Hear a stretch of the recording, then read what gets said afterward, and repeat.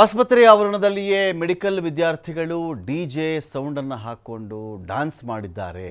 ವಿದ್ಯಾರ್ಥಿಗಳ ಉದ್ದಟತನ ವರ್ತನೆಯ ಬಗ್ಗೆ ತನಿಖೆಗೆ ಕಾಲೇಜಿನ ಆಡಳಿತ ಮಂಡಳಿ ಎಲ್ಲ ಕಡೆ ಕೂಡ ಒಂದು ಕಡೆ ಇದೀಗ ಒಂದು ಒತ್ತಾಯ ಕೂಡ ಕೇಳಿ ಬರ್ತಾ ಇದೆ. ಅದ್ರ ಬಗ್ಗೆ ತನಿಖೆ ಆಗಬೇಕು ಅಂತ ಹೇಳಿ ಗುಜರಾತ್ ವೈದ್ಯಕೀಯ ಶಿಕ್ಷಣ ಮತ್ತು ಸಂಶೋಧನಾ ಸಂಸ್ಥೆಯಲ್ಲಾಗಿರ್ತಕ್ಕಂಥ ಘಟನೆ ಇದು. ಗುಜರಾತಲ್ಲಾಗಿರ್ತಕ್ಕಂಥ ಘಟನೆ ಇದು.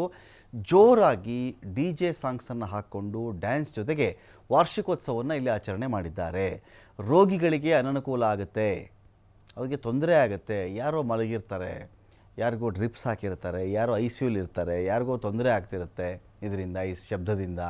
ಯಾರೋ ಒಂಥರ ರೆಸ್ಟಲ್ಲಿ ಇರ್ತಾರೆ. ಈ ಥರದ್ದೆಲ್ಲ ಸೌಂಡ್ ಮಾಡ್ಕೊಂಡು ಹೋದರೆ ಅವರಿಗೆ ನಿದ್ರಾಭಂಗ ಆಗಬಹುದು, ಅವ್ರಿಗೆ ತೊಂದರೆ ಆಗಬಹುದು. ಇದೇನು ಗೊತ್ತಿಲ್ವಾ ಇವರಿಗೆ? ಬೇಕಾಬಿಟ್ಟಿ ವರ್ತನೆ ತೋರಿಸಿದ್ದಾರಲ್ಲ ಇಲ್ಲಿ. ಬೇರೆಯವರಿಗೆ ಬುದ್ಧಿ ಹೇಳಬೇಕಾದಂಥ ಮೆಡಿಕಲ್ ವಿದ್ಯಾರ್ಥಿಗಳೇ ಇಂಥ ಕೃತ್ಯ ಮಾಡೋದು ಸರಿನಾ? ಡಿಜೆ ಮಾತ್ರ ಅಲ್ಲದೆ ಆಸ್ಪತ್ರೆ ಆವರಣದಲ್ಲಿ ಕಾರುಗಳಲ್ಲಿ ಸ್ಟಂಟ್ ಪ್ರದರ್ಶನ ಕೂಡ ಆಗಿದೆ.